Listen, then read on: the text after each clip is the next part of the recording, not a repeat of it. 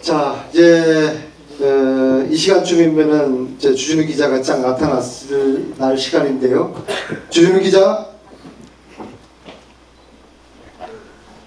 무슨 특파원을 물어보세요.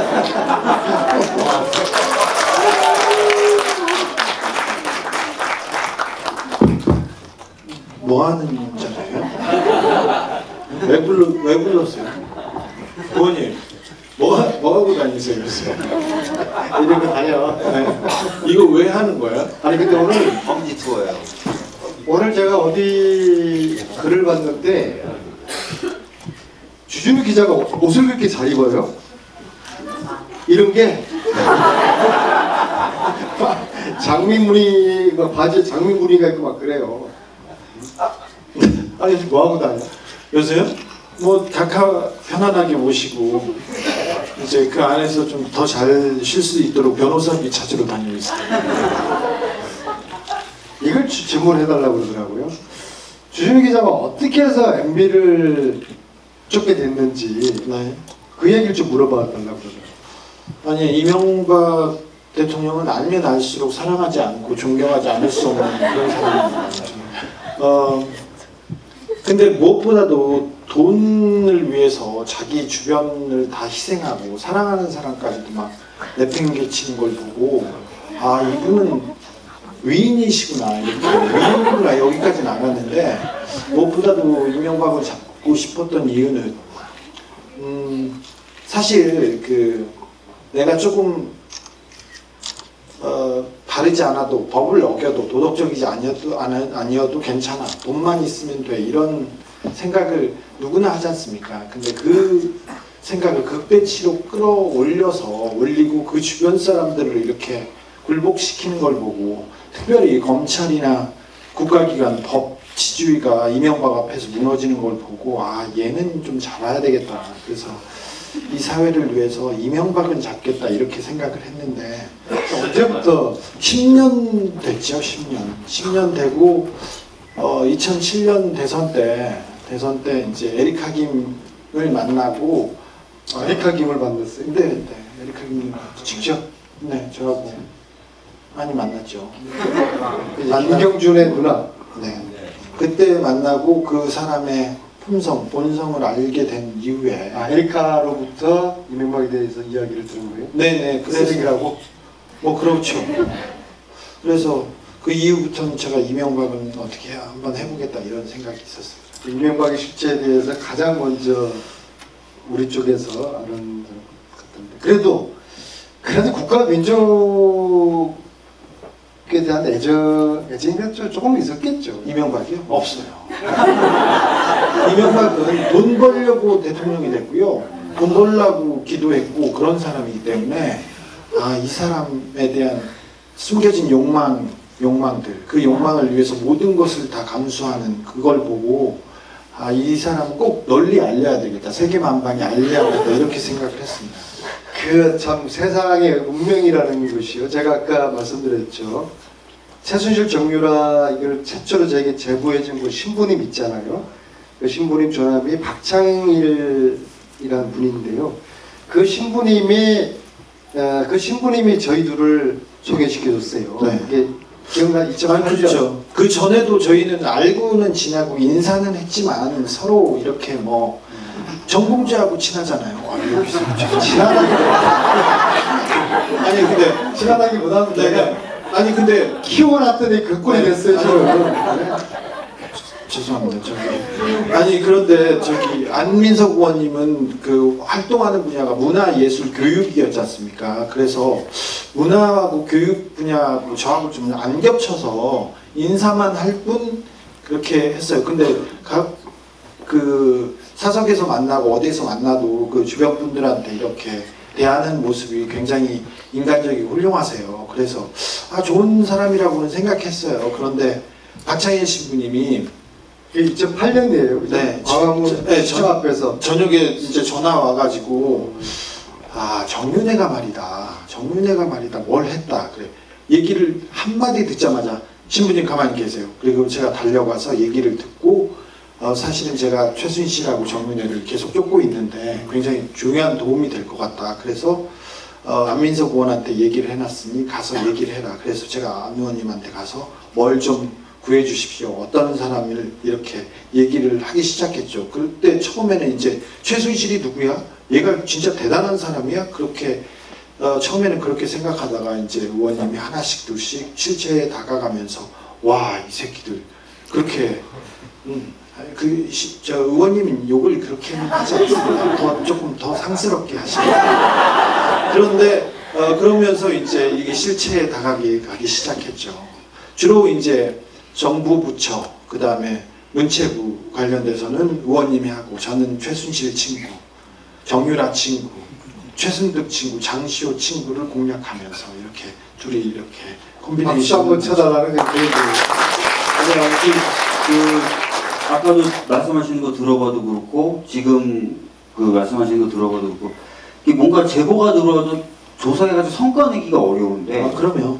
굉장히 잘하신 것 같다는 뭔가 진짜 신의 가호가 있는지 뭔가 가호가 있는지 사실 그냥 신의 가호가 아니라 그냥 가호였어요. 아니 사실은 어느 정도까지는 정리됐어요. 그래서 의원님하고 저하고 이제 중간중간에 뭐 어디까지 맞춰왔다. 제가 의원님 이걸 가져왔습니다. 맞춰와서 이만큼입니다. 이렇게 하면 아직 조금 갈 길이 멀어서 좀 더 해야 됩니다. 그러면은 의원님이 들고 나가서 지르는 거 일단. 왜냐하면 그때 저하고 주진우 기자하고 좀 생각이 틀렸어요. 그러니까 16년 10월 11월 정도로 기억되는데요. 주 기자는 이 정도까지가 우리가 하면 됩니다. 너무 이제 더 나가면 나갈 필요 없습니다. 이제 그런 입장이었고 나는 어떤 이걸 더 좀 하고 싶었고 이제 그런 아니 언론에 더 받고 싶었고 그렇게 말해야죠.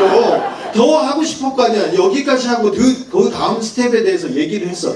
이제 어디까지 좀 정리하고 왜 그러냐면 그때만 해도 박근혜가 엄청나게 힘이 셌고 네. 최순실과 정윤회의 힘이라는 것은 이제는 여러분들이 알지만 그때 한마디를 하면 모든 의원들이 달라들어서 모든 공무원들이 달라들어서 공격을 할 때였어요. 그러니까 지금은 안 되고 어떻게 가자 이렇게 그렇게 보면은 둘이 회의를 하면요. 주진우는 네. 박근혜를 두려워했어. 그러니까 저도 가지 말자고. 실제로 주진우 기자 제가 만나보면은 협박도 많이 받았었거든요. 뭐 죽이겠다라든지. 그러니까 제가 이제 주진우 기자님 사건 하나 있었는데 그때 제 변호사였어요. 깡패하고 대화하는 걸 스피커폰으로 들려준 적이 있어요. 근데 그 깡패가 뭐라고 경고를 하냐면 조언이죠. 칼을 갖고 다니라. 그럼 칼을 어떻게 갖고 다녀? 폼 안 내게 그러면 가스총이라도 갖고 다니라. 손도끼. 손도끼. 그 다음에 가죽조끼라도 입고 다녀라. 그런 얘기를 막 할 정도로 협박도 많이 받고. 그 정도는 협박도 아니었어 사실은. 네. 박주민 제 변호사였어요. 뭐, 제가 무슨 사랑하고 존경하는 무슨 사건을 맡았어요? 친구였는데, 네? 친구인데 무슨 사건을 맡았어요? 오촌 살인 사건 때 그 사건 지금 어떻게 돼 있어요? 지금 이제 대법원까지 가서 무죄 받았죠? 대법원 아마 여쭤보시는 게 주 기자님의 그 사건이 아니라 그 사건은 광역수사대가 수사한다 그랬는데 수사한 어떻게 거? 되고 있냐. 이 그 경찰이 오촌 살인 사건 여러분도 아시다시피 박근혜 주변의 친척들 간에 살인 사건이 있었는데 나오자마자 그냥 경찰이 덮어요. 그날 오전에 살인 사건이 아침에 있었고 새벽에 있었고 오전에 이제 시체들이 발견됐는데 오후에 수사 결과를 발표하고 그냥 수사를 덮어요. 통화내역 조화에 CCTV도 안 하고 그냥 덮었는데 경찰이 왜 덮었는지 수사를 안 했는지 못했는지 그 부분에 대해서 밝혀야 되는데 그게 경찰이 왔습니다. 시대가 바뀌어서 지네들이 하려고 하면 경찰들이 일단 자기 발등을 찍고 가야 되는데 그놈들이 제대로 하겠어요. 그거. 스트레이트 쳐들고 받았지. 괜찮죠. 매주 받는 건가? 한 달 모아서 받는 거 매주 받는 거. 매주 받고 있어요. 한편 좀 나아졌겠네. 이제 좀 괜찮아요. 왜 갑자기? 아니 내가 이제 그 최순실 추적하러 이제 독일을 몇 번 같이 다녔잖아요. 근데 좀 특이해요. 그러니까 최순실 쪽의 조력자를 찾으러 딱 가잖아요, 사무실 앞에. 보통 우리 사람이면은 주소 가지고 갔는데 좀 긴장되고 떨리잖아요. 그러면 초인종도 좀 이제 마음을 가다듬고 마음의 준비를 하고 그러는데 그냥 자기 친구 집 가는 것처럼 친구가 부르고 돈 안 들어요 그거는. 하여튼 우리 독일도 여러 번 갔었는데 아니 의원님은 보통 다른 의원님들은 이렇게 비즈니스 타고 좋은 호텔에서 막 이렇게 비서들과 이렇게 가는데 비행기는 둘째치고 호텔도 막 5만 원짜리 독일에서 5만 원짜리가 어디서 여기에 제일 후무진데 거기서 근데 그런 호텔은 그래도 그래 1인 1실인데 보통 2인 1실 때 만스 사진이나 올리고 아니 그때 그 의원님은 그때 뭐였냐면 의원님이 정유라가 체포된 날이었어요. 네. 정유라가 체포된 날인데 정유라에 대해서 계속 쫓고 있었으니까 그 신고를 만약에 한국 검찰에서 했으면 신병을 인도해서 곧바로 수사를 좀 진척시킬 수 있었을 텐데 아쉽다는 얘기를 좀 했어요. 그런데 JTBC가 그걸 신고했잖아요. 그 현지 경찰에 확인해 보려고 신고했잖아요. 그래서 그 얘기를 하면서 JTBC가 발끈해가지고 의원님을 막 조졌어요. 근데 의원님이 그걸 가지고 너무 분하니까 자다가 어떻게 이럴 수가 있어? 우리 한 배를 탔는데 한매라고 생각하지 않아요. 근데 그 분하니까 나한테 뭐라고 계속 하면서 이것도 찾아보고 저것도 찾아보고 그러니까 괜찮아요. 그냥 두세요. 그러니까 저한테 SNS에 자기가 고뇌하고 있는 모습을 올려달라고 그래가지고 그래요? 그러니까 괜찮아요. 그냥 지나가세요 했더니 올려달라고 그래가지고 알았어요. 그래서 사진 찍어서 우리 의원님은 아직도 이 새벽인데도 열심히 하고 있다 이렇게 올려놨거든? 그랬더니 자기 그 속옷 입고 이렇게 일하는 모습이었잖아요. 그 러닝 셔츠에 속옷 바람에. 근데 그렇게 올린다고 했더니 제 팬티 사진을 막 올려가지고 동네 창피했어요. 저희들은 그때요 정유라 체포되기 한 2달 전에 유럽의 특수경찰로부터 제보를 받아서 정유라가 어디 있다는 것을 주준우 기자하고 저하고 들었죠. 12월 달이지. 들었죠. 특검을 우리 만나서 같이 제보를 해줬어요 그때. 그래서 그때 저희들은 왠가 특검이 그걸 좀 신속하게 처리를 하지 않았을까라는 의문을 가지고 있고요. 아무튼 그 얘기보다도 오늘은 MB 이야기를 해야 되니까. 오늘은 왜 부른 거예요? 뭉치면 뭐가 뜬다는 거야? 무겁죠. 왜냐하면 이제 오늘 이제 강남을 하면서 MB 이제 구속 어떤 특집 이렇게 이벤트를 해야 되는데 사실 그동안 없었어요. 사실 그걸 좀 어딘가 좀 멋있게 좀 했어야 되는데 그래서 이제 그런 기념도 하고 멋있게 한다고 이렇게 하는 거예요? 더 잘할 수 있었는데요. 네. 어제 갑자기 장소가 빵꾸가 나는 바람에 장수가 왜 구청에서 하지 말라고 했나요? 그 얘기 붙지 마 지금. 구속돼 있는데 아직도 그래? 자, MB는 지금 왜 조사를 거부를 하고 있을까? MB 전문가. 아니 조사하면 계속 하루에 5개씩 더 나오기 때문에 그러니까 어쩔 수 없이 그냥 입 닫고 있는 거예요. 그러면서 정치적으로 나는 보복당했다, 희생양이다 이렇게 그쪽 싸움으로 가려고 하는 척 하고 있는 거예요. 그냥 조금 있으면 뽀록 나기 때문에 그냥 두세요 그러라고.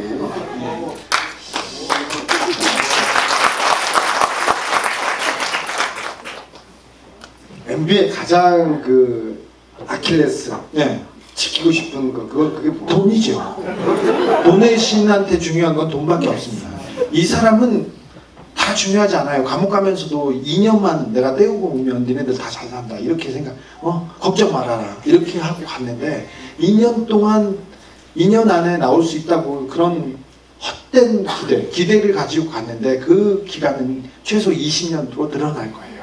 그러면서 또 절망할 텐데 범죄 혐의가 나와서 절망이 아니라 자기 돈이 하나씩 둘씩 찾아지고 추징되는 과정에 굉장히 괴로워하고 그럴 거예요.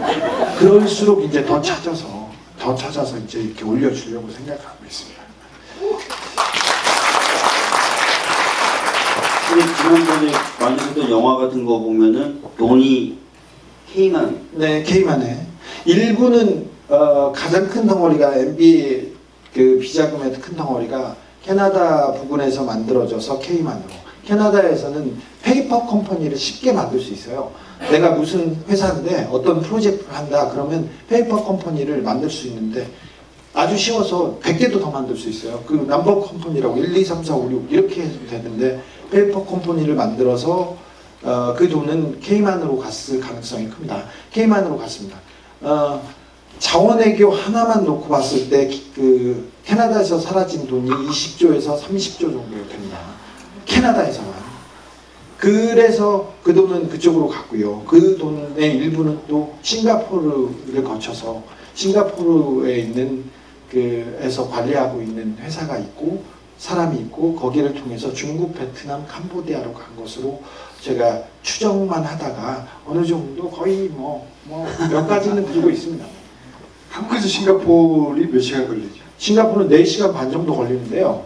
근데 싱가포르하고 우리하고 범죄 인도인 협정도 안 돼 있고요. 그 다음에 뭐 조세 회피 이런 그 법률적인 부분이 조금 미흡해요. 그래서 지금 이명박을 잡아놓고 중간 과정에 이제 이런 법적인 그 수사 과정에 용이한 법적인 협정 같은 거를 맺고 가는데 시간이 조금 걸립니다. 아니 근데 국정원장이었던 원세훈이 외교 행랑에 달러를 가지고 네. 캐나다로 자주 갔을 것이다 이런 추정도 하셨어요. 아니 자주 갔을 것이다가 아니라 자주 갔어요.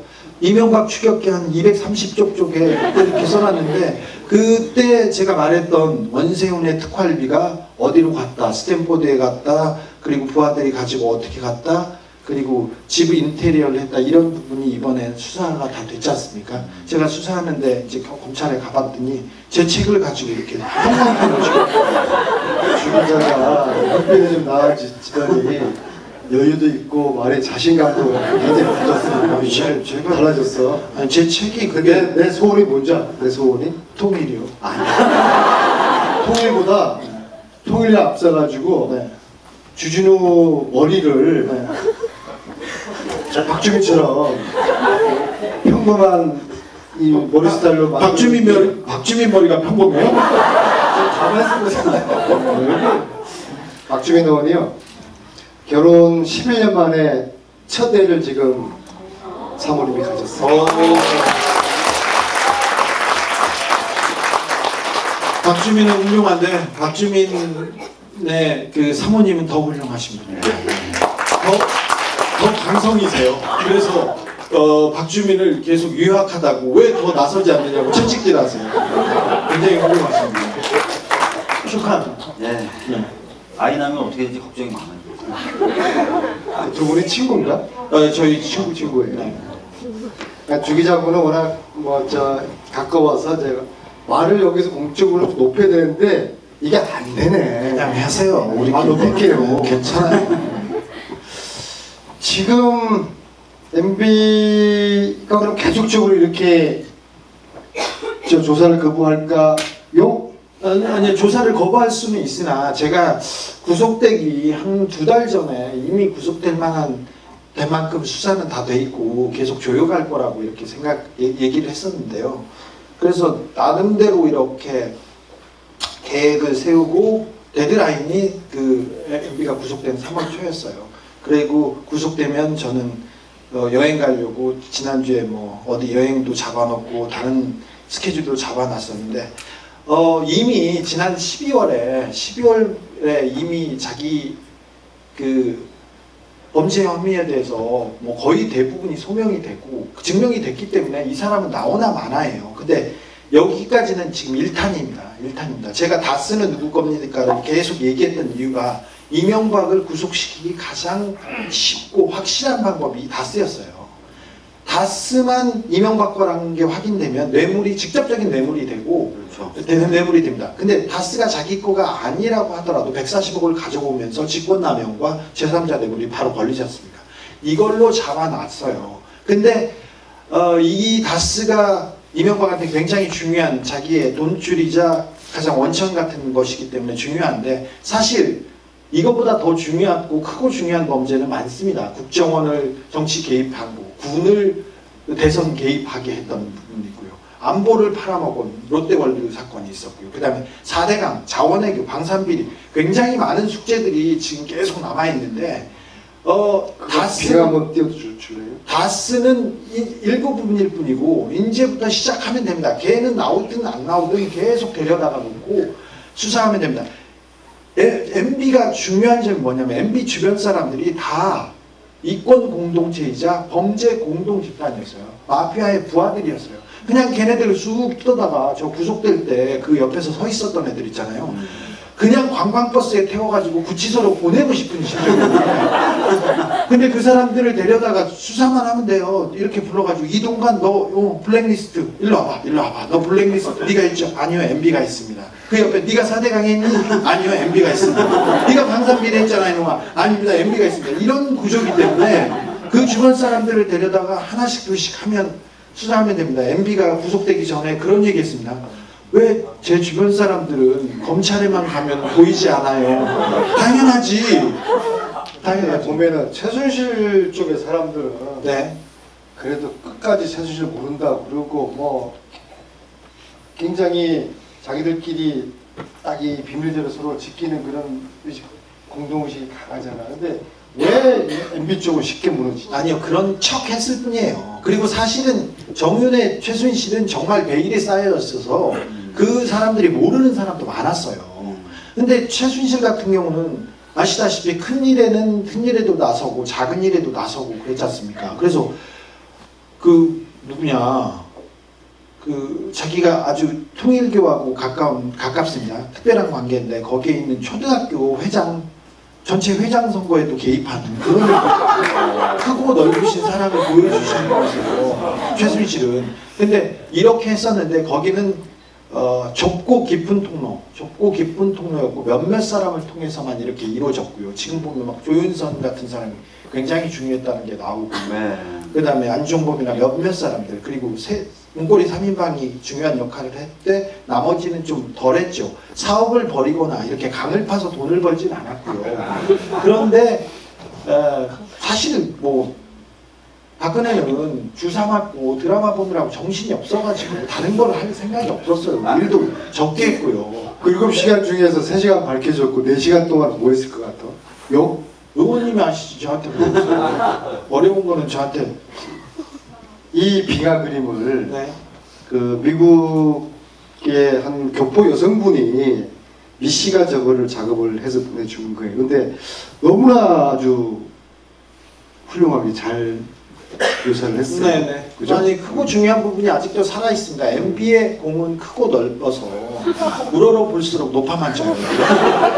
이런 아니 죄송합니다. 쥐새끼 같은 새끼는 보세요. 쥐는 원래 지하에서 강해요. 지하에서 강해요. 그래서 이 부분이 그 규제가 규명이 돼야 되는데 얼마만큼 될지는 모르겠어요. 그런데 어찌 일단은 이 위가 됐지 않습니까? 이 위가 됐으니 뇌물도 110억이면 이명박한테 110억은 껌값이에요. 근데 중요한 게 이 자원외교 방산비리 4대강 이런 쪽으로 가야 되는데 이 수사를 계속하면서 이걸 가지고 개혁의 동력으로 써야 되는데 그래서 돈줄을 찾아야 됩니다. 돈줄. 여기에 비자금 저수지가 있어요. 그래서 여기에서 수사가 하나가마만 풀리면 사실은 수사라는 게 한 계좌에서 한 그 혐의에서 한 증거에서 나오기 시작하는데 여기에서 시작해서 2차전이 지금 준비 중입니다. 계속 서서히 조용할 것 같은데 지금은 아직 못하고 있는 상태인데 여기에서 비자금을 찾아서 이 뒤로 이 비자금 저수지에서 그 위쪽으로 상류로 올라가면 4대강 나오고 방산비리 나오고 다른 것도 나올 것 같습니다. 이 그 돈들이 다 외국의 저수지에 잠겨져 있어요. 외국에도 있고 국내에도 있는데 국내에도? 네, 외국에 어떤 사업을 하고 있고 어디에 있는지 제가 어느 정도는 이제 수사 1라운드가 끝났지 않습니까? 그러니까 이제 조금 검사도 근데 쉬고 최수실 때도 네. 문익재산 이거는 검찰이 수사를 안 했잖아. 네, 지금 못했죠. 못했죠. 검찰이 지금 하고 있나 이거를? 검찰이 아직 못하고 있죠. 하지만 제가 해놨어요. 아니 근데 검찰이 진짜 못 하고 있는 겁니까 아니면 안 하고 있는 겁니까? 지금 검사들은 잘했죠. 여기까지 온 것도 네. 굉장히 대단한 일이었죠. 네. 대단한 일이었죠. 뇌물 수사하다 다수 수사하다 삼성 소송 대납이 나왔지 않습니까? 그때 제가 분홍 보자기에 가지고 간 것 중에 내용이 보셨겠지만 그 내용 중에 그 로펌, 에킹건프나 다른 로펌의 돈을 얼마를 지불해야 되는지 그걸 이명박이 계속 보고를 받습니다. 근데 봤는데 돈을 보내야 되는데 돈을 삼성에서 보낸 거예요. 근데 그 중간에 이재용이 튀어나오면서 이재용이 탈옥을 하면서 얘 봐라 그러다가 이쪽으로 튀었는데 그래서 이 돈은 수사를 아직 못했어요. 여기까지 온 것만도 굉장히 큰 일이고 잘했어요. 우리는 박근혜 특검에게 그 박영수 특검팀에게 여기도 좀 가졌으면 하는 그런 생각은 있었지만 해외 비자금 부분에 대해서는 팀을 별도로 어방용 단장님이 팀을 꾸려서 그 추진을 했는데 굉장히 이제 기초 작업만 했지 결실을 얻는 데는 굉장히 큰 노력과 돈과 시간이 필요한 단계인데 못했는데 아직도 못했어요. 그래서 이제 그 분홍복다리가 이 수사를 시작했듯 여기 비자금 저수지 계좌를 제가 조금 있으면 기회를 봐서 이명박이 더 이렇게 기고만장해 줄 때 하나씩 던질 거예요. 그러면 이제 수사가 시작될 근데 거예요. 그날 검찰 갈 때 네. 그 서류를 네. 자료를 네. 가방에 안 가져가고 왜 보따리에 있어? 아니 있어 보이던데. 아니 가방이 안 들어가요. 큰 가방 이제 큰 가방. 아니 박주민 의원도 변호사 시절 때 이제 재판 받으러 갈 때 이렇게 보따리에다 싸가지거든요. 원래 그래요. 변호사겠죠? 아니요. 아니 워낙 자료가 많아서. 그냥 있어 보였어. 보따리로 가서. 보따리가요? 별게 다 있어 보여요. 구속 효과예요. 이게 다 각하각품이야. 무슨 보따리가 보자기가 뭐 있어 보여요. 자 이제 우리 이제 여러분들의 좀 질문을 이제 받아볼게요. 그래서 우리 박주민 의원한테도 좋고 여러분들이 던지고 싶은 질문들을 그측에 던져보십시오.